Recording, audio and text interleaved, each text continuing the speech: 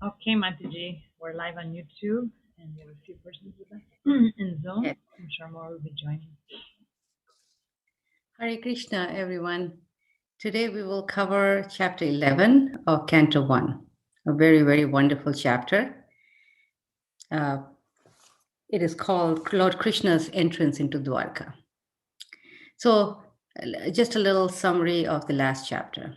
So, in the last chapter, we heard how the residents of Hastinapur were unhappy. Why? Because Krishna was leaving.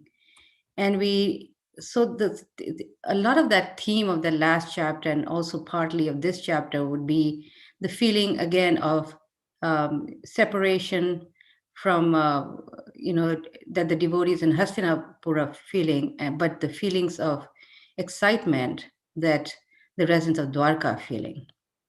Just like Prabhupada compared it to how the sun, when it goes down, it is, it's darkness. Wherever it goes down, the world is plunged into darkness, but then it's arising somewhere else, right? So it's darkness in one place and light in another place. So the same thing was happening here, how the residents of Hastinapur were feeling separation, but but the residents of Dwarka were jubilant. So we heard in the last chapter how when the ladies of Hastinapur, they stood on the roof of the houses and they were gazing at the Lord, and they were just wondering how the Lord, the Supreme Personality of Godhead, who's so great, who existed before anything existed in the material world, is known as Adi Purusha, how that Supreme Personality of Godhead, who was so powerful and so omnipotent, how he was walking down the streets of Hastinapur. So these were their prayers, where they were just quite amazed. They were remembering the pastimes of the Lord, and they were also projecting the fortune of the queens of Dwarka, because that's where he was going, and they knew that. So they were saying how their fortune, the queens of Dwarka, their fortune was beginning because of their intimate relationship with Krishna. We talked a lot about that in the last chapter, and you can review those, that chapter and those slides to get a good sense of what happened and how to, in the last chapter, and how to connect it to this chapter. That how Dwarka, the queens of Dwarka, were very, very fortunate because of their relationship of intimacy with Krishna, how a devotee's love and advancement can be seen by how much he's close to Krishna. Right? So So generally people, they in this material world, they measure what is good and what is bad by what they can gain materially, right? That's how they judge happiness. But real happiness is when which brings us closer to Krishna, and it awakens our relationship with Krishna, right? So sometimes things that are very materially unfortunate in this life, they become a cause of great fortune. And we see that in so many stories, like Dhruva's story, right? Why? Because our measurement of fortune is the cultivation of Krishna consciousness. So when Krishna was leaving Hastinapur, we heard in the last chapter how Yudhishthir Maharaj engaged 4 divisions of the army to accompany Lord Krishna. Why did he do that? Couple of reasons. Because after the battle was over, there were still enemies around because of the fact that people get in the material world, they get very upset if they have to face defeat and they become your enemies, right? So on one level, externally, he feels Krishna needs protection, right? But of course, we know that Krishna really is the supreme. He's himself is the protector of everyone. So why is Yudhishthira Maharaj doing it on another level? It's because of affection, because and Krishna is willing to take that affection. In fact, Krishna was so attracted to the offering of Yudhishthira Maharaj, that he was, that he accepted it, right? And also another reason was that the Pandavas, they got a reason to go with him. So we heard in the last chapter how they went for a certain distance, and Krishna had to convince them to go back and look after the welfare of the citizens. Right? In other words, Krishna is very, very attractive. And once one sees him, or hears about him, one cannot stop hearing. What to speak of actually seeing Lord Krishna face to face. And that was another point we discussed in the last chapter. What does it mean to see Krishna face to face? And how much that attraction is so strong that it's hard to let go. Right? So in other words, we saw Krishna's behavior on one side, and the Pandavas, their affection, but how Krishna does everything so perfectly, how he's a perfect leader in every way. And that's another meaning of Bhagavan, how Krishna is a perfect leader of all living entities in every aspect of relationship. And in terms of, we see that in his relationship with different people of different levels, as well as, when he became king of Dwarka. He's just like a perfect leader and a good example. And it's important for Krishna to do that because we learn from those who are above us and who are greater than us. So now when he reaches Krishna reaches Dwarka, he blows his conch shell. Why? Because this was the Vedic way of letting people know that something auspicious is happening. Right?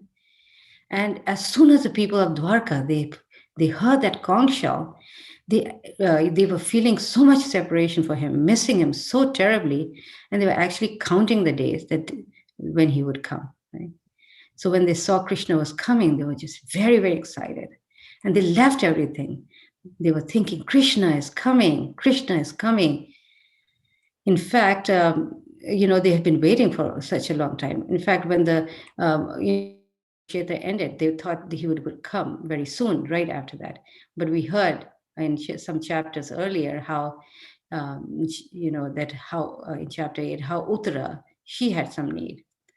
She ran to Krishna for protection from the Brahmastra that was attacking his Parikshit in her womb.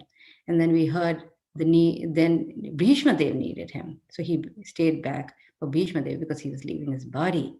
And then he stayed back for Yudhishthira Maharaj because he begged Krishna to stay back for him. And then for Subhadra, who had lost her only son, Abhimanyu. So they've been waiting a long time. One after another, Krishna has been preoccupied in different things, right? So they have been anticipating a lot. So we have to understand this mood here, where before we begin this chapter, the anticipation, the waiting that these residents have been feeling for Krishna, so that when Krishna actually comes, they are just very, very happy and very excited, right? So basically, the Bhagavatam's message is for us, right? For all of us. So this yearning that these devotees are feeling is something we need to develop. And that happens when we actually hear about Krishna and have association of his devotees. Then that same yearning develops in us. So, so I was thinking that this is a nice, since these two chapters cover so much of all this separation and and anticipation and how the devotees feel, this can become a nice point for discussion and a whole unit, and you can actually draw in many stories from the Bhagavatam and make it like a real unit, where you discuss the different devotees and how they are feeling when they are separated from Krishna, and and different levels of devotees, and their reaction. So it becomes a nice thing, and it's okay. It's really nice to go deep like this, because when we hear stories like that, we want to develop our own feelings for Krishna, and so the children grow up just thinking like that, thinking how wonderful Krishna is. Because when we hear from other great souls how wonderful Krishna is and how these great souls are feeling separation from Krishna, we develop our own, attachment to Krishna. So these things we should not hesitate to impart to our children and let them also develop this attraction for Krishna. And because in terms of stories, I was thinking one, even the Goswamis, we have very good examples how they left everything. So that's another example you can bring in, how they left everything and gave up everything for Krishna. They were, they were actually big ministers in the Muslim government, and they gave up everything and lived throughout their life. They lived in separation from Krishna. And in particular, we heard about Raghunath Das Goswami, who was always sitting in Radhakund and crying for Krishna. And these great Goswamis were not crying because of their lost wealth, but they were crying because of Krishna, because of the love of Radha and Krishna. So that becomes a nice point. So we'll begin with text 1 of chapter 11, where in our first slide, we're going to talk about how we're going to compare Krishna's conch shell to a swan, and this is how Krishna enters when he blows his conch shell. So I'll read the Sanskrit for this verse and the translation, and we move on. Sutta Vacha Anartan sa upavrajya Swardhan jana padan swakam dadmaudharavaram tesham vishadam shamayan iva. Sutta Goswami said, upon reaching the border of his most prosperous metropolis, known as the country of Anarthas, Dwarka, the Lord sounded his auspicious conch shell, heralding his arrival and apparently pacifying the dejection of the inhabitants. Now, the next verse, we have to listen very carefully, the translation. The white and fat bowled conch shell, being gripped by the hand of Krishna, Lord Krishna, and sounded by him, appeared to be reddened by the touch of his transcendental lips. It seemed that a white swan was playing in the stems of lotus flowers. So this is a beautiful metaphor that children can understand and learn. These children, when they go to school, they have to learn all these, right? Metaphors, similes, figurative speech, all these things. But Bhagavatam provides such a great avenue to learn these things effortlessly. Why? Because it's Bhagavatam, it's a transcendental literature, and the way it's put, and the explanation and the similarity, the way it's brought out is very, very in a very wonderful way and easy to understand, and it's attractive. Right? So this is this verse is talking about a conch shell. The belly of the conch shell is white. And when Krishna touches it with his lips, which are red, it becomes reddish, right? So the insides of his hand is reddish, as well as his lips is reddish. So both of these things are reddish. And so it's like the conch shell is like a white swan, which is playing in the midst of red lotus flowers. What a wonderful way. So what are metaphors? The metaphors are similarities between one thing to another, but with a descriptive flavor. So we can see the flavor here. So Prabhupada goes deeper and talks how he compares it, to Paramahansa, who's the swan, who's the ducking swan, and he plays in the water of bliss, spiritual bliss, and decorated with the lotus flower of the Lord's feet. So another point that Prabhupada brings here is that how a conch shell, which is a material object, when it comes in contact with spirit, the matter becomes spiritualized. Of course, anything in Krishna's hand was already spiritual. So in other words, matter becomes spiritualized only when the element of spirit is there. Just like when we offer food, it becomes spiritualized when Krishna accepts it. So what's more important is that we mold our consciousness in the right way. It doesn't matter where we are and in what circumstance we may be, whether we are in a crowded place or train like in India, one can remember Krishna, and or we can be in a temple, for example, and may not have such good thoughts, right? So this is really about our consciousness. Okay, so this is the first slide, and then we have in the next slide we'll talk about how eagerly the citizens of Dwarka run towards Krishna to meet him, and what they did. So when the citizens ran towards Krishna, they brought gifts with them.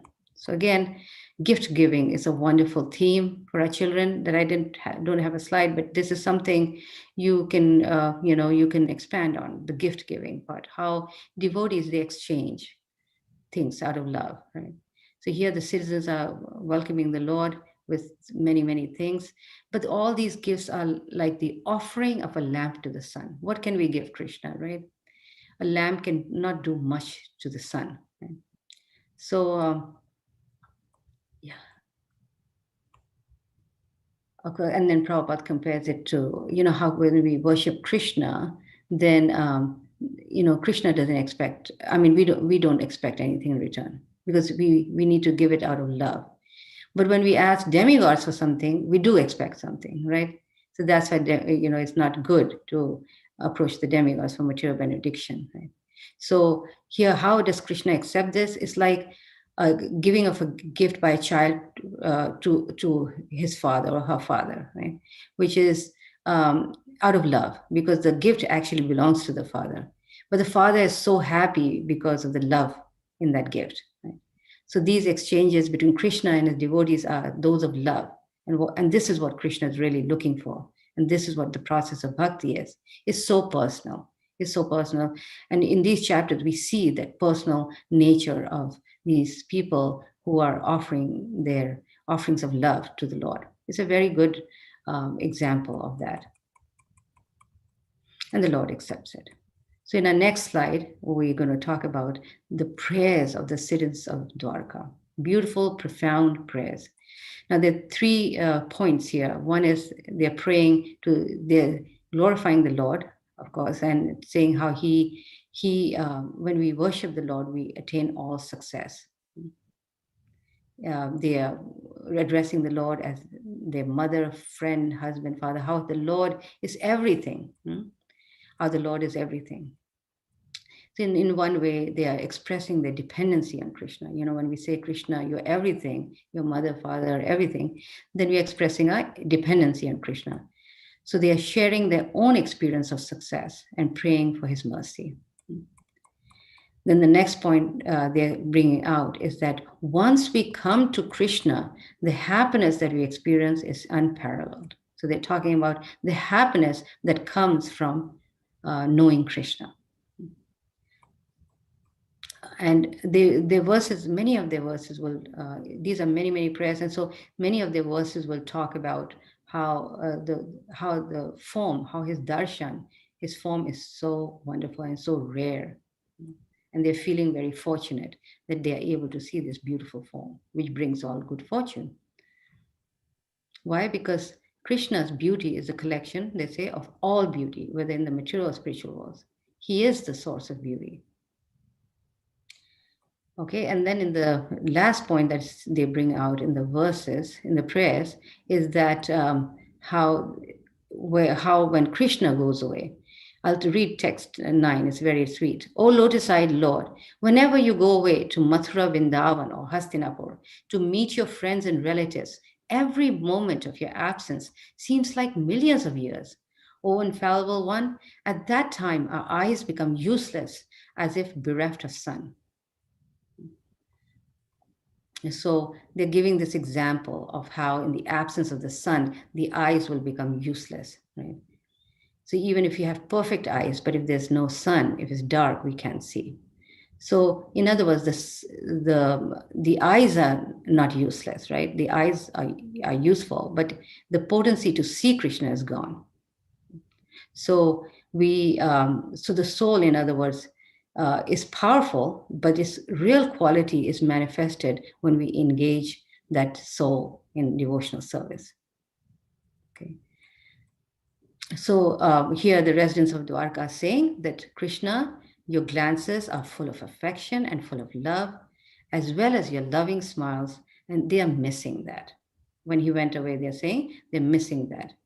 And now they are so fortunate to see his beautiful form. So you see how even when they see Krishna in their union, they're feeling that separation. How could we have not seen Krishna when he was gone?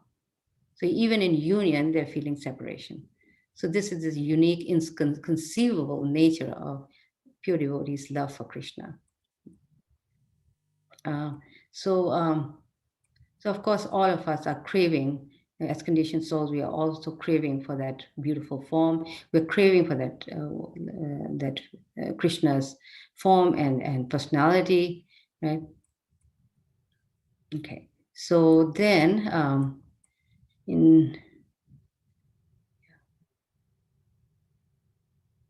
okay, then we'll go to the next slide, which is what made the Dwarkavasis eligible to see Krishna. Now, this is just a deeper point that I brought out here, which becomes a nice food for thought, that what is it that makes these great devotees eligible to see Krishna face to face? And it is the answer to that is the unalloyed love of these devotees. Now, here we are talking about the queens, right? They had unalloyed, and then we can explain what unalloyed means. It means without any trace of any material desire. It's just for Krishna. And we can think of many examples like that.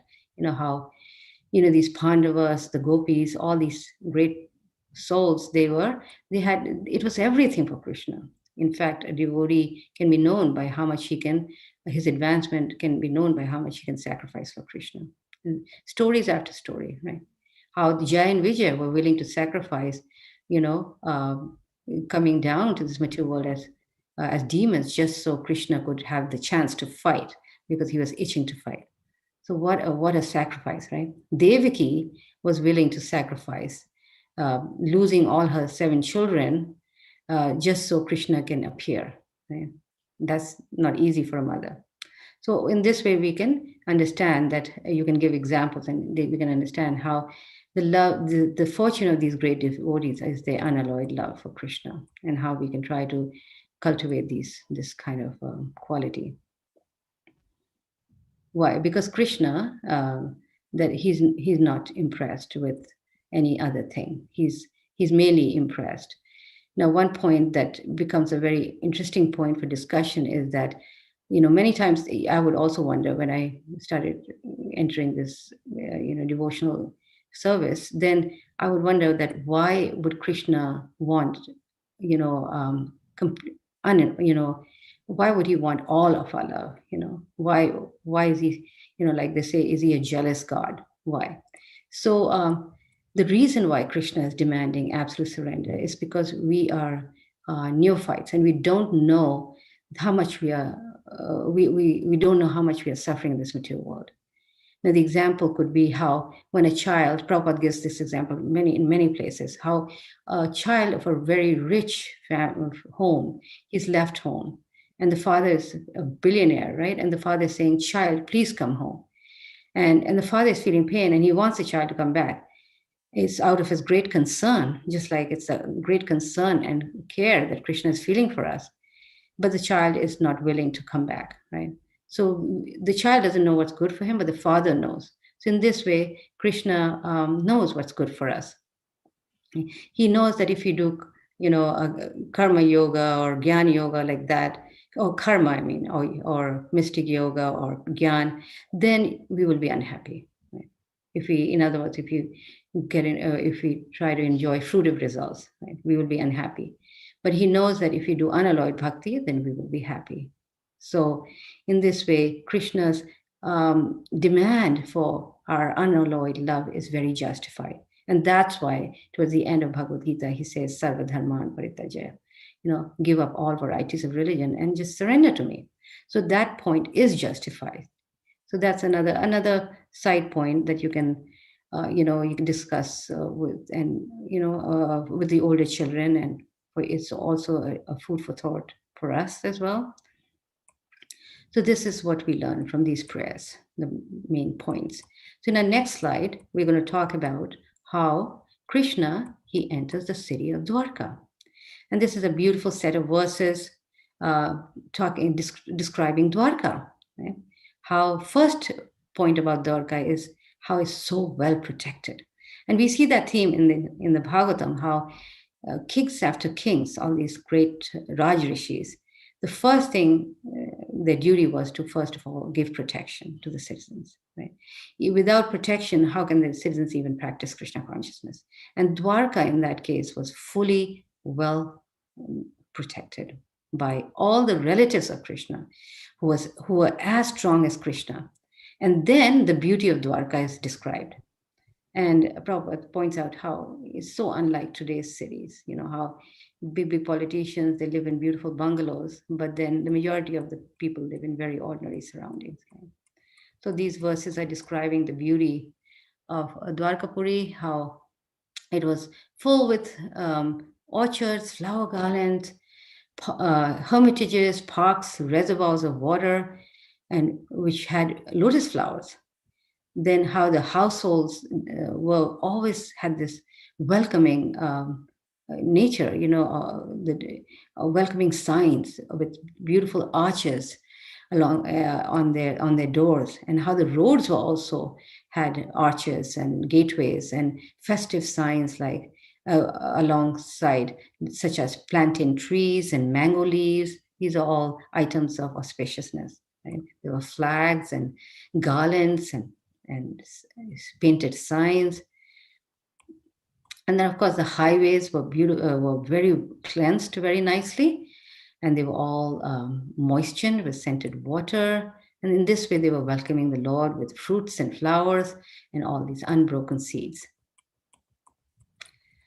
So we see the city, how it was decorated with plants, natural plants, and how the people would live in these beautiful palaces. And we will hear about the beautiful palaces of the queens. So in our next slide, we'll talk about it's about the Vedic way of receiving guests is not dull. That is because it's such a festive occasion, how Krishna is received. And this used to be the way where people would greet any great soul, and how it brings auspiciousness, and how it was a combination of respect and caring, really. So when they heard, these Dwarkavasis, they heard that Krishna was coming, they actually abandoned all their, whatever they were doing, resting, sitting, dining, they just ran. Right? And there were, of course, beautiful sounds, conch shells and bugles and all these things. So I'll read a small section of a purport of Srila Prabhupada so we get a good idea. The Vedic way of how to do the Vedic way of receiving a great personality. Right? The Vedic way of receiving a great personality creates an atmosphere of respect, which is saturated with affection and veneration for the person received. The auspicious atmosphere of such a reception depends on the paraphernalia described above, including conch shells, flowers, incense, decorated elephants, and the qualified brahmanas reciting verses from the Vedic literatures. Such a program of reception is full of sincerity on the part of both the receiver and the received. So this is describing, from 16 to 20, is describing the eagerness of the family members to receive Krishna. And yeah, that's pretty much what's described in these verses. And then in the next slide, from text 25 to 30, Krishna's beauty is highlighted. So I'll read one verse. The Lord's chest is the abode of the goddess of fortune. His moon-like face is a drinking vessel for eyes which hanker after all that is beautiful. His arms are the resting places for the administrative demigods, and his lotus feet are the refuge of pure devotees who never talk or sing of any subject except his lordship. So Krishna's chest is the abode of Sri Lakshmi, and it's described how his face is a drinking vessel for one who wants to see his beauty. And his arms are the abode of all demigods, and his lotus feet are the shelter of all devotees. So very nicely his beauty is described here, and how these chaste ladies were observing him from the rooftops, and there was a wonderful celebration. However, it's also mentioned in these verses how the residents of Dwarka were not satisfied with that version. And that's a very interesting point. How when one sees Krishna, one is not satisfied because Krishna is limitless. His beauty is limitless. Right? He's the abode of all opulences. What does it mean he's the abode of all opulences? It means anything wonderful and beautiful is contained in Krishna. Right? So it's not just beauty, but all fame, all wealth, all knowledge, everything is found. So that's attractive to any living entity. And to be able to see that form is a great fortune. So in the next slide, we will talk about, again, a continuation of how beautiful his form is, and how it is a feast for the eyes. So I just highlight on this one verse, yes, which I thought is very nice for the children, which describes very nicely the different elements that comes together in Krishna. How in Krishna everything inconceivable becomes conceivable. In other words, it loses its contradictions. There are no contradictions in Krishna, but we see contradictions in material life. Right?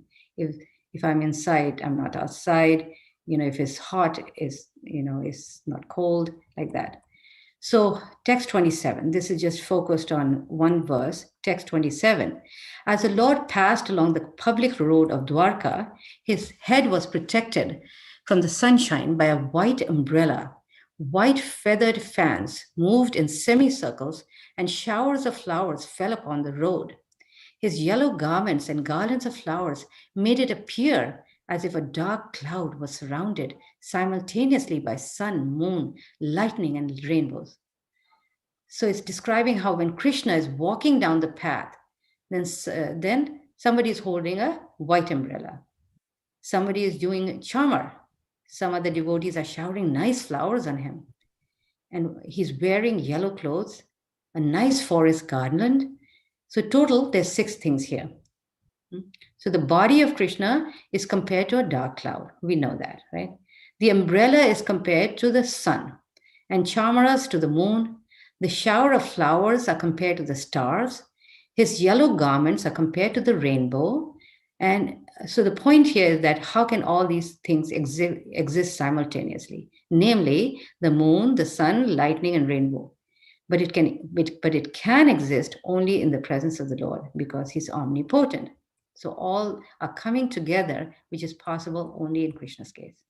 It's very interesting, it's very thought-provoking, and it also a beautiful description. So then another point that can be highlighted in this section is the text how 28, 29, and 30, where when Krishna enters his house, then he was embraced by the mothers present, right? And how he dealt with each relative in a different way, right? To his mothers, of course, he paid his obeisances. And his chief mother was Devaki, his own natural mother, right? And how they were embracing him, and they put him on their laps, right? So and due to pure affection, milk sprang from their breasts. So a couple of points here is that how, in talking about Krishna had so many mothers, in other words, it's described how Krishna Vasudev had 18 wives, and all of them were like his mothers. In the Vedic culture, the Kshatriya kings would marry many, many wives, and all of them became mothers to the children. It was, there was the concept of this these mothers being loving mothers to the children, even though they were not their natural mother, was very, very uh, pertinent. It was very, very strong. So then over here, the point that we can discuss with the children are the 7 mothers in the Vedic culture. So it becomes a side point, but it's something that we can discuss and note. It's 7 mothers in the Vedic culture. It's the cow, the guru, one's own mother, the Brahmana's wife, Mother Earth, and nurse. Right? So all these points are something we can highlight. And then another wonderful point that I thought was very nice, that these were Krishna at this time when he went to Dwarka, he was 100 years old, and these mothers must be at least 150 years old or something, and yet milk was coming from their breasts. So the way we understand this is that it was a spiritual exchange, obviously. So the milk that was coming out of their breast was pure Vatsalya Prem, so pure parental love. Therefore, the age was not a bar. Right? So it is a spiritual exchange. They were very affectionate because they due to their affection, of course. And of course, we hear that in Vrindavan, how Krishna would, drink milk from the udders of the cows direct. He would put his mouth there and drink. So it is, all these beautiful pastimes are there. So next slide is about Krishna's meeting with his queens. That's verses 30 to 35. And so this is also very interesting. How when the queens first saw him, how did they react when the queens first saw him? So here I'll read one translation. The queens of Lord Shri Krishna rejoiced, and we are talking about over 16,000 queens, right? The queens of Lord Shri Krishna rejoiced within their minds to see their husband home after a long period abroad. The queens got up at once from their seats and meditations. As was socially customary, they covered their faces shyly and looked about coyly. The inseparable ecstasy was so strong that the queens, who were shy, first embraced the Lord in the innermost recesses of their hearts. Then they embraced him visually, and then they sent their sons to embrace him. So in this way, it was very, very beautiful, their reciprocation with Krishna. Although Lord Shri Krishna, this is text 33, although Lord Shri Krishna was constantly by their sides, as well as exclusively alone, his feet appeared to them newer and newer. The goddess of fortune, although by nature always restless and moving, could not quit the Lord's feet. So what woman can be detached from those feet, having taken shelter of them? So and the reason is because everything about Krishna becomes newer and newer. It never gets stale. It never gets old. So now one interesting side point is how Krishna expanded himself, into so many forms just to be with the queens, but these queens, we have to understand, they are actually the potency of Krishna himself. These are the potencies of Krishna. And how these Narad Muni observed. Narad Muni got that the great fortune that he saw how Krishna would come out of these palaces from each of the queen's house, and he would come out, and all these forms would merge into one, and that Krishna would go to the assembly house, to do his kingly duties. So Narad Muni, he was not bewildered by so many ways Krishna expanded himself, how many forms of Krishna he expanded himself into it. But what surprised him is how Krishna was managing the whole show in such a beautiful way. Right?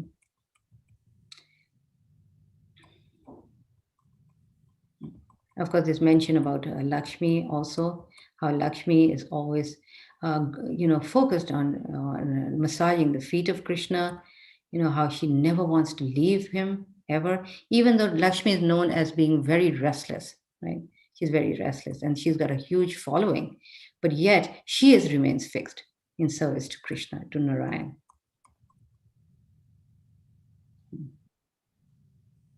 So now in the last slide, we have Krishna is renounced and self-satisfied.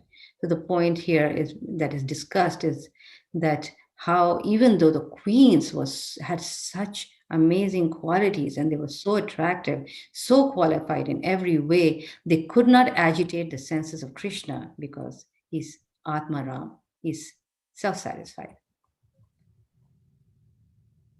And how Cupid, became frustrated. So let me read maybe one or two verses. Text 36. Although the queen's beautiful smiles and furtive glances were all spotless and exciting, and although they could conquer Cupid himself by making him give up his bow in frustration, and although even the tolerant Shiva could fall victim to them, still, despite their magical feats and attractions, they could not agitate the senses of the Lord. The common materialistic conditioned souls speculate that the Lord is one of them. Out of their ignorance, they think that the Lord is affected by matter, although he's unattached. The simple, text 39 here. The simple and delicate women truly thought that Lord Shri Krishna, their beloved husband, followed them and was dominated by them. They were unaware of the extent of the glories of their husband, as the atheists are unaware of him as a supreme qualification. So here we see, first of all, the qualifications of the queens. Right? Their expressions were very grave, and they were spotless in character. They were very beautiful, and they had they had a lot of feminine attributes that were very, very attractive, that would be attractive to even Lord Shiva, and he would also get agitated if his senses may get agitated, but not Krishna's senses. And what about Cupid that's being mentioned here? Is that Cupid, what is the function of Cupid? Whenever there's a contact between male and female, it is due to Cupid's bow, which he throws. So he influences these kind of romantic desires in conditioned souls, right? But when he came to Dwarka, he saw that Krishna and his queens were already attracted to each other. So he became frustrated and he gave up his bow, which means that the attraction between the queens and Krishna is not mundane, is not influenced by material lust. It is spiritual love.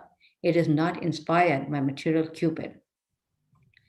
So in other words, Cupid had no role to play in Krishna's Leela. And in fact, it is said that Krishna himself is like millions of Cupids put together. And although these queens had such feminine attributes, instead of Cupid influencing Krishna, he himself got affected. So the point that we get here, of course, that the relationship between the queens and Krishna is totally transcendental, and how Krishna is self-satisfied, self-sufficient, and how these are his own potencies, so we can't fault him for anything. So yeah. So in other words, if Krishna were to enjoy with his own expansions and potencies, we can't consider him fallen, or the relationship, we can't consider it material, right? And of course, one example that's being mentioned here by Prabhupada is about Narayan Rishi, how Krishna's incarnation as Narayan Rishi, how they did austerities in Badrika ashram for a long time, and Indradev got very envious, and he sent many beautiful apsaras to divert them, to distract them, so they could not continue their austerities. And you probably have heard the story of how he failed, because Krishna himself, he manifested many, many beautiful apsaras, and the chief of them was Urvashi, by the way. And Urvashi was picked by Indradev. Krishna allowed Indradev to take Urvashi back to the heavenly planets, and as we know, she becomes the main dancer in Krishna's assembly. And so nobody can defeat Krishna, and how Krishna's devotees are also the same, how they are also not affected by lust. And very nice, wonderful example, Haridas Thakur, how he was not affected by the attraction of the prostitute, who came to disturb him and to induce him to fall down. So we have many such examples in the Shastra. It's said about Arjuna when he went to the heavenly planets, how Urvashi wanted to marry him, and she approached him, and he saw him as his mother, and was able to resist that because Indradev was actually his father. So in this way, we have good examples even among devotees. So if devotees can can avoid this kind of attraction, mundane lust, then what to speak of Krishna, right? Um, Krishna is omnipotent and wonderful. So what about the fact that how we hear in the Shastras how Krishna is enjoying with all the gopis and in Vrindavan? Is he not really enjoying then? With the gopis in Ras Leela and water pastimes, or so no, he's definitely enjoying with them. It's just a spiritual enjoyment which has a devotional mood to it, and it's not in the mundane attitude, right? So in this way, he remains an Atmaram. Okay. So I think, this is where we end this chapter, and we'll now give it over to Sri Radhika Mataji to explain the wonderful activities in the book, in the Srimad Bhagavatam guidebook. Hi, Krishna. Just a few seconds to start my screen share.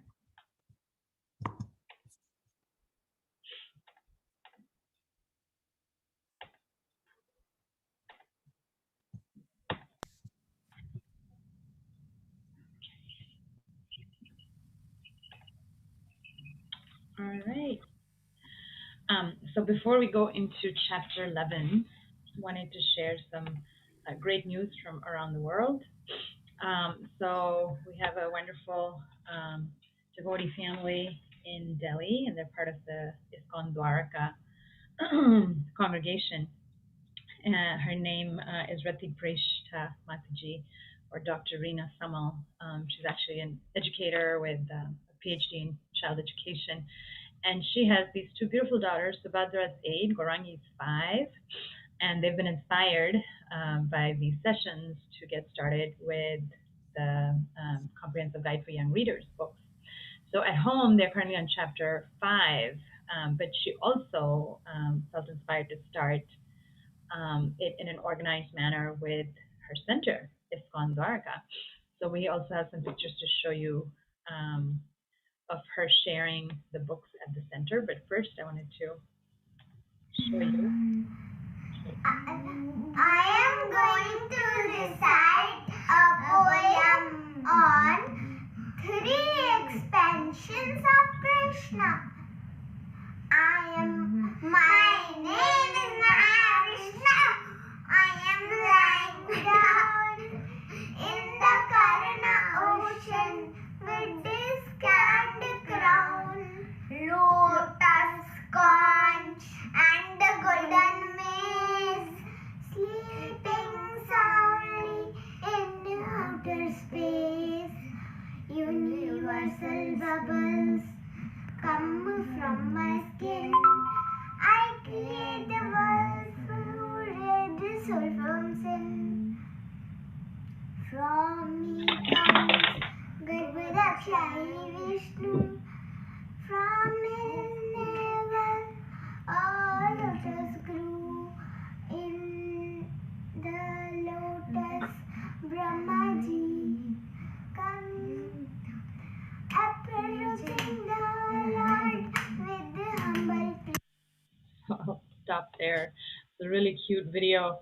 And it's really interesting to see the personalities of the two daughters doing this so cutely. And also in chapter 5, there is an activity about writing an appreciation letter. And so Subhadra wrote this letter to Srila Prabhupada. Dear Prabhupada, you inspired me by so many things you've done. These are the things you have done. Never afraid, faith in God. And then I have a little difficult time interpreting this. Do bhakti. Thank you for inspiring me so much. Please bless me so that I can serve you from my or forever. So that's their work at home. And then here they started at the center with just 8 students, and they recently purchased 40 books. Here they're working on Shuka the parrot activity from the guidebook. And they're expecting a whole lot more students to sign up, and they're going to be buying a whole lot more books. So thank you for sharing this with us, Lati Preshta Mataji, and others. Please share. It's very encouraging to us as well as others who watch these presentations. So let's move on to chapter 11. As usual, the chapter begins with a beautiful story summary. Lord Krishna's chariot pulled up outside his kingdom of Dwaraka. As he looked into the city, he brought out his big, white, round conch shell and held it to its soft red lips. The reflection of his lips gave the conch a red hue, and it looked just like a white swan playing among stems of red lotus flowers. Oh, the sound resonated throughout the city. So very beautifully done, and a nice coloring page for the children to color Krishna. Key messages grouped by themes and an encouragement to memorize these and discuss and apply them in one's life. This is a nice, organized, systematic way for especially older readers like myself, adults, to understand the flow of the chapter. Understanding the story, some multiple choice and some essay questions. What did Lord Krishna blow before he entered his city of Dwaraka? A trumpet, a bugle, a conch shell? And then, do you remember how the people of Dwaraka decorated the city? So a nice opportunity to practice English language arts skills and higher thinking questions that can be done orally or in a written form. So Mataji was mentioning about the 7 mothers, and it's described in text 28. So naming the 7 mothers, and perhaps for an older child adding on to this, why are each of these addressed as a mother or considered a mother in Vedic culture? Here related to verse 10, Srila Prabhupada explains, Lord Krishna's attraction is so powerful that once being attracted by him, one cannot tolerate separation from him. Why is it that even though the Lord is described as the all-attractive one, some people are not attracted to him and are more interested in material life? So some very thoughtful questions for the child to consider the points of philosophy given in the chapter. Lots of analogies in this chapter, and here's one about making a rainbow. So in verse 27, there is a mention of rainbow, and here there's an instruction to take a glass of water and a sheet of paper to a part of a room with sunlight near a window, and then hold a glass of water above the paper and watch as the sunlight refracts and forms a rainbow of colors on your sheet, and then holding it at different angles. So teaching science through the Bhagavatam. And then we launched into, after doing this activity, a whole study of rainbows. So we had lots of books from the library, and we learned about light and wavelengths, and just launched from here, took a detour into exploring rainbows in more detail. And then prompt questions that are very nice. Why do rainbows form? Why is Krishna always wearing yellow? And what is happening, scientifically in this experiment? Flag designs and research. So designs and flags that were used to decorate the city of Dwaraka is described that the flags had Hanuman or Garuda on them. So here's a picture of Hanuman for you to color and put on your flag. And then follow this up with perhaps a geography lesson. What flags of different countries look like? Go to your local library to look at books with pictures of flags, or do your research online. So again, very nice tie-in into social studies, learning about the flags of different countries. And here's completed or colored picture from a student. Paper mache water pot. So this is a nice craft activity where the child will need a balloon, lots of newspaper, water paper glue, or make your own from flour and water, maida, flat trays, paints, brushes, and scissors. And how is this related? It's related to text 15 because in each and every door of the residential houses in Dwarka, auspicious things like curd, unbroken fruits, sugarcane, full water pots with articles of worship were displayed. So we're going to make a water pot using paper. And we blow up the balloon and we place the water paper glue in a flat tray and so on, let it dry, and finally water pot is ready. But there's a note at the end: make sure water is not put in the pot because it's made out of paper. Rangoli designs, very beautiful activity. Again, I really like how it's linked. All these things are linked to the theme that we are reading from the Bhagavatam. So it's not random because of the festive decorations outside every home. That's why we're going into Rangoli designs. So make your own Rangoli design outside your home, designing an outline using chalk, or there's a resource given, and it's a basic Rangoli pattern that can be copied. And then color in using chalk or flower petals or rice or flour or colored sand. Very nice artistic activity. Map or model of Dwarka. The learning objectives are developed transformational geometry skills, so teaching geometry through the Bhagavatam, learn basic mapping and geography skills for social studies, including the use of grid coordinates and map skills and scale. So a large cardboard box, card printouts of the flat pattern that's given in resource 4 right here. But let's go back to the activity. So creating a 3D model of Dwarka Dham. And, really the limit, there's no limit to how detailed this can be. A simple template has been given, but children can add much more to it. What we did is, there's a really nice website called teacherspayteachers.com, and it's a website where teachers that develop materials for their school, for their classes, they just put it up for sale. So and they're usually like $2-3. So I downloaded this 3D buildings, geometry, figures, so all kinds of templates on paper that you cut and then you fold, and it makes 3D models. And then we would add domes to it, or we would add a spire to make it look Vedic. But that's another way to add on to this project, is to cut out all these shapes, 3D shapes, and make a model of Dwarka. So this is resource 3 that's related to this activity. Resource 3 helps you plan what you would like to include and how to make it, or what props to use to represent different things in Dwarka. So I would like to make trees. And how would I like to make them? With broccoli florets, a cone shape made from this shape with the edges overlapping. So we would have to just copy this kind of shape or a circle and then cut it out. Perhaps I'd like to make houses out of matchboxes, and custom-made houses a custom-made house is given in pattern 4. Palaces, and how would I make them? Rivers, maybe tissue paper with glitter sprinkled on, or Play-Doh, or ribbon, mountains. So this is a planning sheet and a template. And this template works really nice. We've cut it out and we've put it together, and it really makes a nice top of a home for Dwarka. Writing activities to bring out the writer in you. Designing a tourist brochure.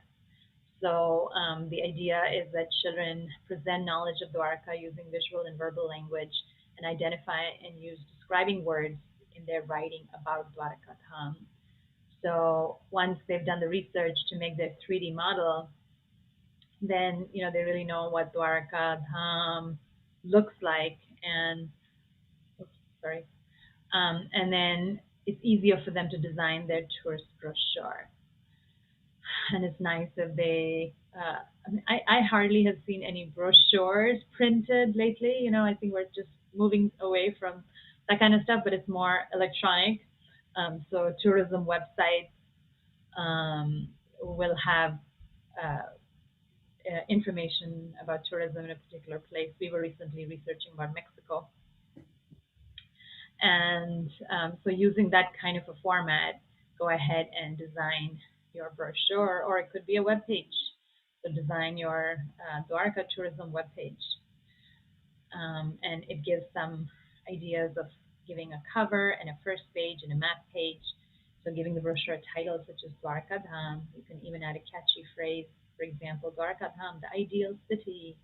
And then the first page in the trifold would be a list of adjectives that best describe Dwarka. So you really want to use some catchy words to attract people to Dwarka, and then open the brochure to its full spread, and then draw a map of the city. So very nice map skills, and through this, teaching them about a compass rose and cardinal and ordinal directions. Again, using this opportunity to teach the social studies lessons. Cities comparison. Compare Dwarka with a modern day city, and read the purport to text 12, which is also given in the book, and then compare it to a modern city. So perhaps where you live or any other city that you're familiar with. And there are some pointers given to put a check on the sentences that are true. So in Dwarka, the areas where people live are surrounded by flower gardens, fruit orchards, and water, or with the factories, mills, and slaughterhouses. So questions to get them thinking about what a stark contrast between modern day world and Dwarka. To live, people in Dwarka depended on factories to make food or nature's gift. The trees in Dwarka gave fruits and flowers, or were useless trees planted by the side of the road. People in Dwarka use their human form to make more money or serve Krishna. So think of all these differences, and then go ahead and write a paragraph or more comparing these cities. So Mataji talked about similes, and there's a nice exercise, and I completed one from my son's book. Similes compare two things using the words like and as, and then choosing the right word to complete these similes. A word jumbled, and this is creating one. So I had students in Sunday school create word jumbles and then give them to each other in class, and then they had to solve it. So picking out key words from the story summary, and then jumbling them up by changing the order of the letters within the word. So here's an example. This is really palaces. And so like that, selecting Krishna or Dwarka or city or fruit or decoration, and jumbling up those words, and then coming to Sunday school the next week and sharing it with a partner to solve. Keywords to learn vocabulary, and perhaps to also use them in a sentence of one's own in oral or written form. A nice word search just makes the chapter so much fun, to have all these kids' activities. And a poem, Krishna is coming. Krishna is coming, Lord Krishna is coming. Prepare the way, Lord Krishna is coming today. Krishna is coming, Lord Krishna is coming. Prepare our hearts so that he will stay. So many wonderful things to the Lord we must bring. Incense, lamps, and flowers as offerings. Unbroken seeds on the street, delicious, yummy sweets. Decorate the doors with flags and make a nice seat. Krishna is coming, Lord Krishna is coming. Prepare the way, Lord Krishna is coming today. Krishna is coming, Lord Krishna is coming. Prepare our hearts so that he will stay. Do you hear the Lord's conch? He must be coming near. There's nothing so dear to the heart I could hear. Quick, let's get up on the roof. From there we can see the most beautiful sight for the eyes that can be. Krishna is coming, Lord Krishna is coming. Prepare the way, Lord Krishna is coming today. Krishna is coming, Lord Krishna is coming. Prepare our hearts so that he will stay. So I always think of, how Bhaktivinoda Thakur put, I see a raised hand. Yes, we'll get to questions. I always think of Bhaktivinoda Thakur and how he put philosophy to simple folk songs. And this is a nice way to do rhymes with children and poems. And the answers. If you need any help in securing the book, happy to help. You can reach out to Arudha Mataji or myself or Vaishnav Academy, va.iskan@gmail.com, and different ways to order the books depending on where you live. So either through Golden Age Media or through Amazon. Okay. I'm just going to allow people to unmute themselves now. Hare Krishna. So we have Ujjwal Nitai Prabhu, or is this Kalindi Sundari Mataji? Please unmute yourself and ask your question.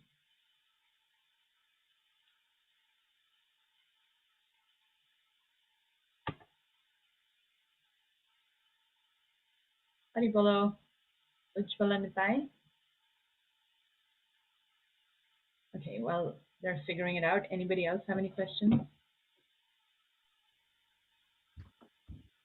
Shamarupi Mataji from Iowa. What I do? Shamarupini Mataji, you want to go ahead? Hare Krishna Mataji. Thank you for the wonderful presentation and wonderful class.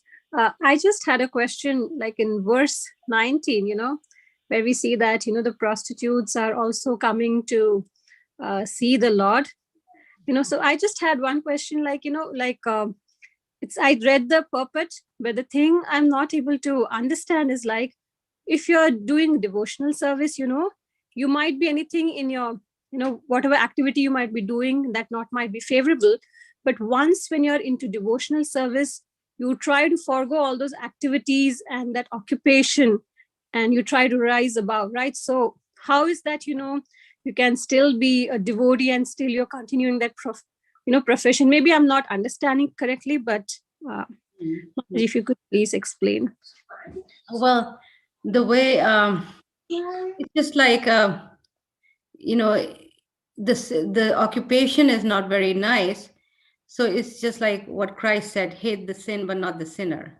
So Bhagavatam takes that perspective, is that there was a role of these prostitutes. First of all, I'm sure you've read that, right? In the pulpit, there was a role because it was a way of protecting society from total degradation.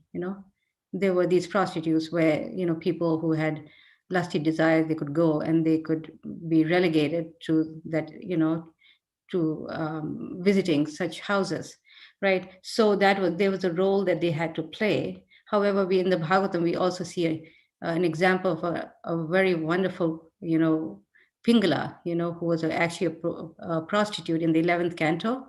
She was a prostitute by profession, and she became such a great devotee of the Lord after she went through some very intense internal realization, And then we have the story. Oh, there was one other story I just forgot a minute ago.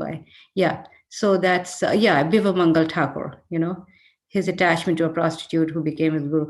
So in other words, this is Krishna consciousness is very internal.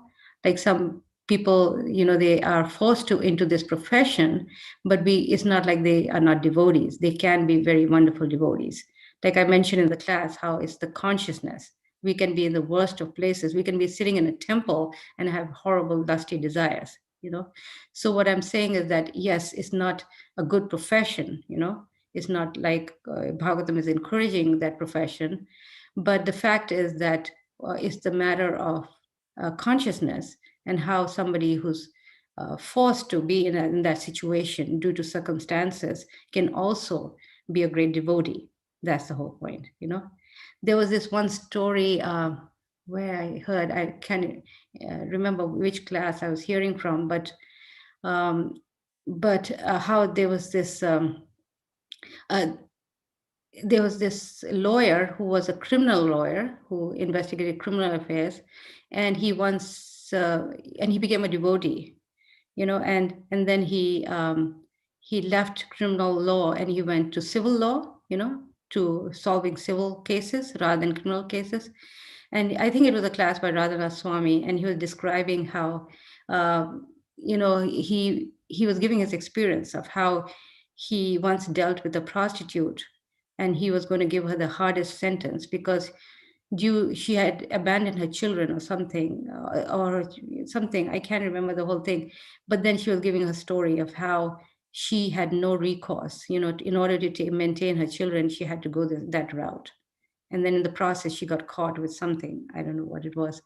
So in other words, and then after that experience, he gave up criminal law because he said that, how he felt that how we don't really know who these people are and their situation, you know. So that's one point, is that we have to develop a more bigger vision of, the soul, how the soul can be attracted to Krishna no matter what the circumstances are.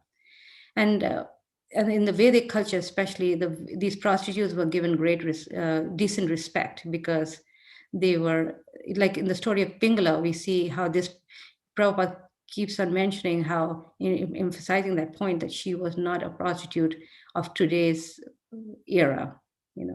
Today's era, the prostitutes are really, really, degraded and fallen because they are, they are kind of waiting in the public streets and things like that. But this Pingala was a woman of great stature, So these women were in the Vedic culture were very respected, and they knew, the society knew what their role was, why they were there, and so that's why we see in the story of Mangal Thakur, she was the one who actually directed him the right way.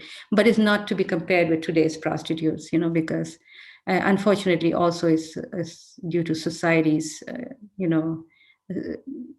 system of, leaving these young girls, abandoning them, So anyway, so there's many reasons why, they are not to be seen, that they can be in their profession, but also we cannot rule out the fact that they can be devotees, and how Bhagavatam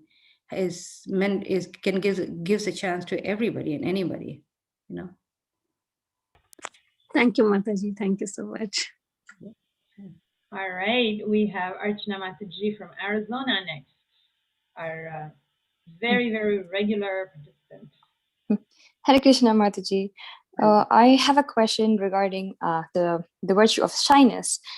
So Prabhupada mentions in a lot of situations like where shyness is a very nice quality. I mean, it's a very important quality to possess for a girl or a female. But these days we don't see it as much as we would like to see it. So how do we discuss such topics with girl students? And what is the reaction like, when you say that, like, how do they respond to it? So I'm just curious about that. Yeah, the way Bhagavatam explains it, the way the Vedic culture was designed, is that by showing the attitude of shyness, the quality of shyness, the women protected themselves from unscrupulous men, because it was a natural way of not, encouraging unscrupulous men to take advantage of them. Because if it's natural that if we are not shy enough, then and we openly approach men due to lack of shyness, or we are not covering ourselves properly, then it will naturally attract people of low character. You see, so that's why this quality is very much highlighted for women, for our own good. Women tend to get, taken advantage of, by unscrupulous men. So it's a way of natural protection, And Prabhupada, he gives the example of a sweeper in India, who's sweeping the streets of the city, how because of her shyness and proper attire, she evokes the respect of passers-by, and how somebody who's not properly dressed, who's loosely dressed and has loose ways of behavior, how she's not respected and taken advantage of, and that how the sweeper is better, by her quality of shyness. So how can we teach that to our girls and children is by just precisely, doing that, like showing how, in our own example, how we behave at home and with others, how we deal with others in terms of the opposite sex, as married women, we don't, try to approach other men, right? So they see these qualities in us, But Prabhupada said for the purpose of preaching, women do approach men and, preach to them and give them books. So he also made adjustments in today's time and circumstance, right? Prabhupada made a lot of adjustments. Even though Vedically, these things were not allowed for women in terms of preaching and all these things, and going on the altar, Prabhupada allowed that because due to time, place, and circumstance. And he very much encouraged this for women to actually take the lead role in ISKCON, for preaching and for altar service and so many things, So it's not like it's meant to stop somebody, the women, from, doing wonderful services, but it's meant still they need to develop a quality of shyness in spite of all this, that can also, both of them can go simultaneously. Women being out there and being out in the world and doing all kinds of amazing things, because in fact, Prabhupada said that how women, because she embodies attraction, feminine attraction, how she can actually be very effective in giving Krishna consciousness to others, But then we cannot see it in a mundane way, But when she engages in spiritual activities, then that is not mundane, So both elements have to be taken together. In other words, the quality of shyness must be developed in girls. Yes, it's very beneficial. Thank you. I hope that answers your question.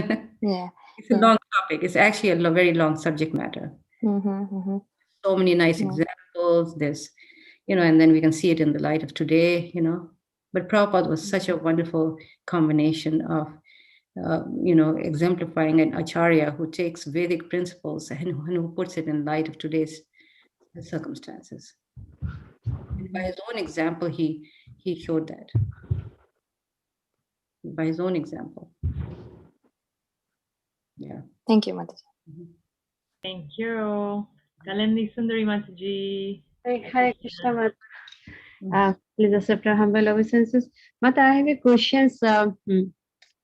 Yesterday, when you're reading the Bhishmadev, the passing away, then yesterday I read is get so surprised because before that I used to know that whoever present in the Kurukshetra battlefield against side of Krishna, they all went to the Brahma Jyoti.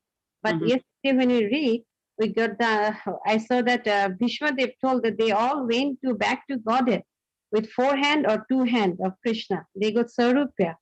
So Bhishmadev did so much, like lie down on the arrow bed, waiting for a spacious moment, want to see Krishna's lotus face. And other like Duryodhana, Dusashan, they didn't do anything and they went back to Godhead. So how can I make understand my kids? Because Bhishmadev told they all see Krishna present there.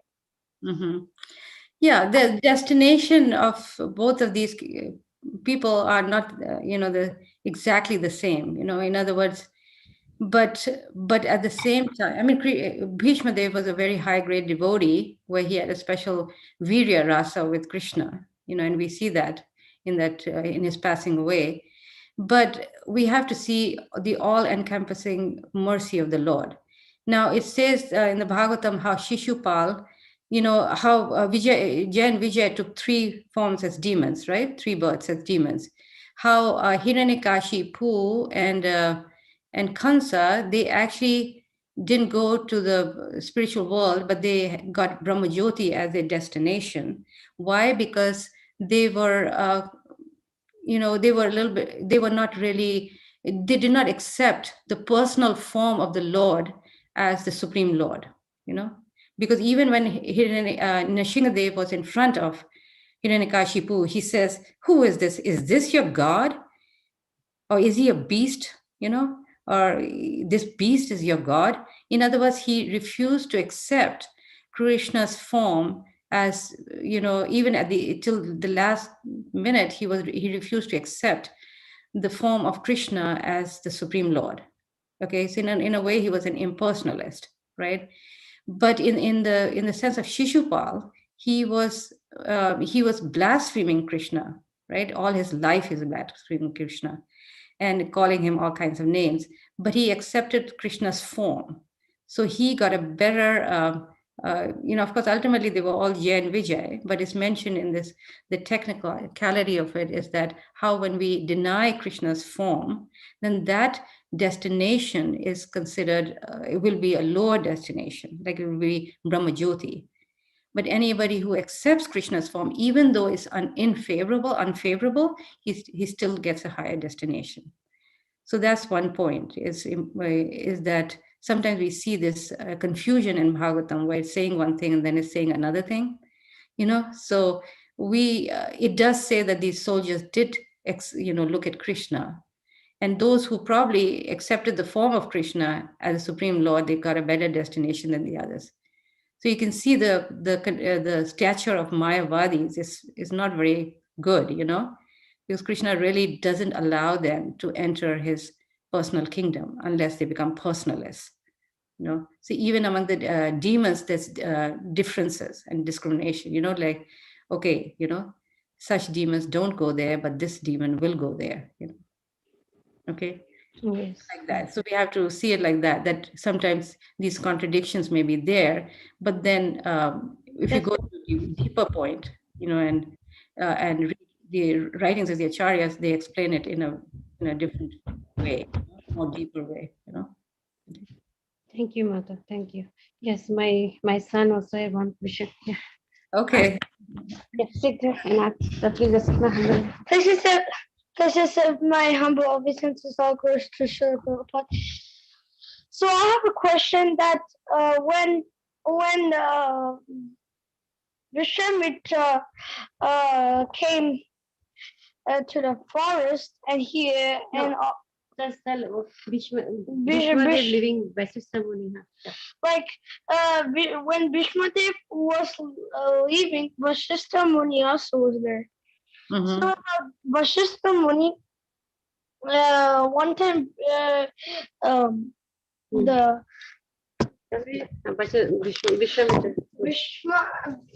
Vishwamitra was in the forest and he was hungry, so he came to one village, and that was Vashishta Muni's village, and then he came and he came mostly because he was thinking that, oh, he's so poor, what he can feed us. And then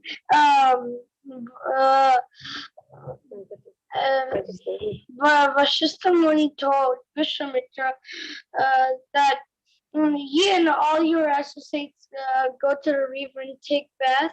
At the meantime, you come, all prasadam will be ready. Then they went to the forest and take bath, and then came back, and then gulab jamun, sandesh, tup, everything started coming, and then everybody starts pulling the balls. And then, but when so many things start coming in 1 second, then they just keep taking all the balls and eating. And after they finish, they said to Vishwamitra that, where's this to Vashishta Muni, where's all this brilliant foodstuffs are coming? And he told Vashishta Muni said, it's coming from Kamadeno, my cow. And then Vashishta Muni said, oh, can I have that cow? Then Vishwamitra said, no, Vashishta Muni. Sorry, Mother, please adjust. Okay, tell your main question. Tell the question you're telling it. Vashishta Muni said, no, I don't want you to take it. I want you to take care of it and she's my cow. And then What is the question? and then armies start coming from Kamadhanu's ear, and then Vishwamitra went home, and Vishwamitra said, what I can do, and then he killed his 100th son. And then Okay, I'm sorry, I'm interrupting because we have other questions, and I would really like to hear your question. So, Kalindi Sundari Mataji, would you please summarize his question for us? Why is the Vasishtha Muni, when his 100th son killed by Vishwamitra, why Kamadhenu can protect? Okay, thank you. I read this story a while ago, so I can't recollect exactly. I would have to think about this, and I know we are running out of time. Maybe I can think about it and then come back next time with it. Yeah, I can add, my understanding is that, Krishna wants to show the power of his pure devotee, Vasishtha. So yeah, the Kamadhenu could have, killed Vishwamitra or done anything, but Krishna likes to glorify his devotees. And so Vasishtha is the one that was glorified by his power overshadowing Vishwamitra. So thank you for that sharing. I think your name is Ujjwala Nitai, right? Okay. Nice effort. Yeah. We have a question through YouTube, and perhaps this will be our last question. It's a pretty broad question from Gopal Krishnan Prabhu. How should we teach Krishna consciousness to girls, including daily activities? Okay, so the training for girls is very much similar to training of boys. There's actually not that much of a difference, because the training is meant for them to become nice devotees, first of all, how to serve Krishna and how to understand the philosophy of who we are and our purpose in life and the nature of this material world and the spiritual world. All this is pretty much the same in terms of training. For girls, obviously, we can add a few things in terms of their interests, because the interests can be different. However, it's also very similar. Like I said, in today's time, age, and circumstance, we see that how women are doing very much the same things as men. So in that sense, we can definitely teach them pretty much uniformly. However, it's nice to cultivate in them, like I mentioned earlier, qualities such as shyness and which is very beneficial, and also interests such as cooking and and also sewing. These things may naturally be attractive to a girl, and we've seen that again and again. I know I have a granddaughter, and I raise sons, so I know there's some special interests that girls may have that boys may not have, so that can be cultivated differently. So I don't think we should feel shy of doing those things, because Prabhupada did want our girls to be trained in things like that, Mm-hmm. All right, just a few more minutes.